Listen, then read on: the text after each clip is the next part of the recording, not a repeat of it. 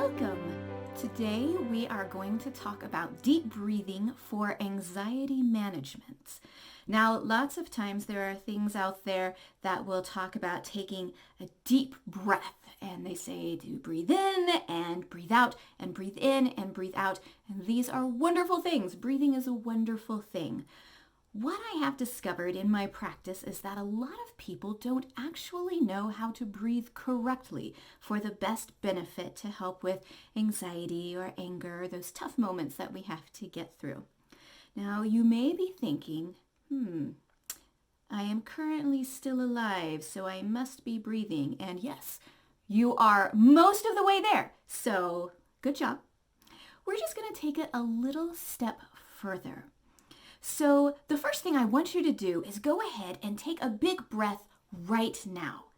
And when you take that big breath, I want you to feel what muscles move. Now, for most people, they're going to feel the chest move right here. It's going to kind of go up and out. And lots of times when I ask people to breathe for me, I look for their shoulders. And I know they're not breathing very deeply if their shoulders kind of go whoop up towards their ears. That means you are not getting a very deep breath. And when you're not getting a very deep breath, you're not really getting a lot of oxygen where it needs to go, and you're not calming that fight or flight response.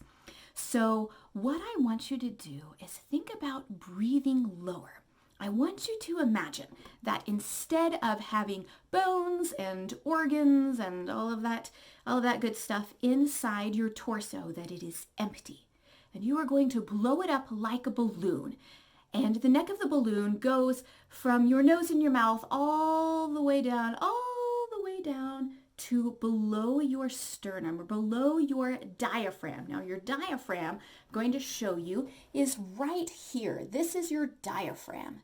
And lots of times if you've sung in choir or things like that, they'll say, put your hands on your diaphragm and push out your hands. That's a good start.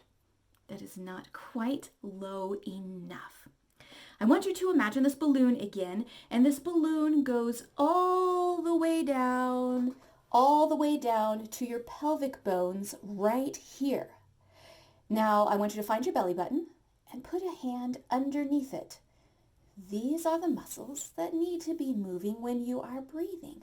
So if you look from the side right here, you're going to push your hands out with your air.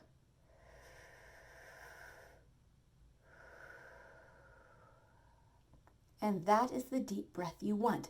So imagine that balloon again, and you are filling that balloon up with air. And sometimes it takes a while to really get it full for a nice good inhale.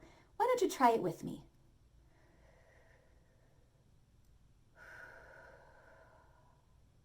Good job.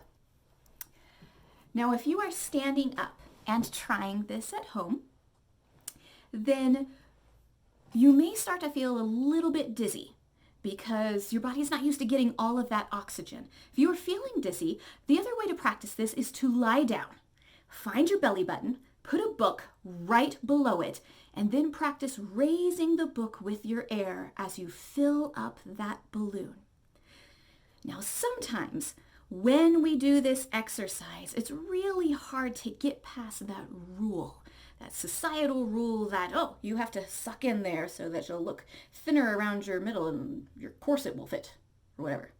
They haven't worn corsets in a long time. So just forget that part. We're taught to suck in. And when you suck in, that encourages shallow breaths. So if you are thinking, I'm feeling a little anxious, but also I know I need to suck in and it makes me feel anxious not to be sucking in, then that's okay. You can do this at home by yourself on your couch before you go to bed and get those really deep breaths.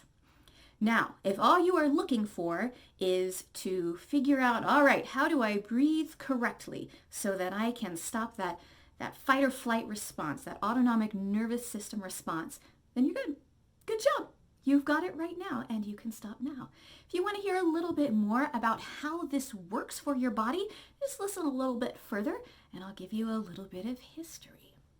So when we look at the autonomic nervous response, and this is your fight, flight, or freeze response that every animal has, you are looking at a protective system that's supposed to come on when there is danger. Now, when there is danger, imagine back in the caveman days, there's a saber-toothed tiger. Why not? Outside of the cave or the tent, wherever they are. The autonomic nervous response kicks in, and immediately your body starts using extra oxygen, and your blood becomes super oxygenated, and your muscles, they tense up and they become super oxygenated, and your system for sleep shuts down, and your digestive system shuts down, and all of the energy goes into, all right, am I going to fight this saber-toothed tiger, or am I going to run away as fast as I can? It's all about survival. What happens is that your breath starts to quicken, and you start to take shallower breaths so that you get this oxygen very quickly, and you get what you need quickly so that you can fight or so that you can run. Now, what happens in today's society is we have what's called perceived threats. Now, these perceived threats are things like grades or bills, or what's my kid doing at school, or I wonder what's going on with the neighbors over there, or someone could be looking at me funny. I don't know what that means. It could be anything. We have these perceived threats that don't actually threaten our life, but our sort of primitive autonomic nervous system doesn't really know that. And so it kicks on anyway. And it's like, all right, we gotta fight. We gotta run. Now, when we have these perceived threats that we can't really do anything about in the moment, such as, I took a test. I wonder what grade I got. I won't find out till next week. Or, I have a bill that's due in 2 weeks, and I'm not really sure how I'm going to pay that. That worry continues to go on, and the autonomic nervous response stays activated. So when people go and get massages and things like that, lots of times it's because their muscles are really, really tense. And they're trying to figure out a way, how do I calm the body from this response? The first step is breathing. When you can take these deep breaths, you are starting to calm the physical response. And this will then allow you to move on to other ways to deal with whatever is making you feel stressed or anxious at the time. So when you are doing this breathing, we're not looking for a cure. Take a couple of deep breaths, these really good deep breaths, and then you're going to feel like $1 million. Probably not. But if your anxiety is, say, at an 8, that might take it down to maybe a 5 or a 6.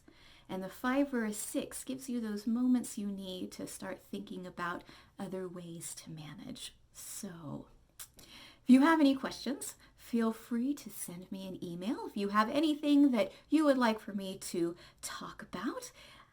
Also, feel free to send me an email. Thank you so much for spending some time with me today, and I'll see you next time.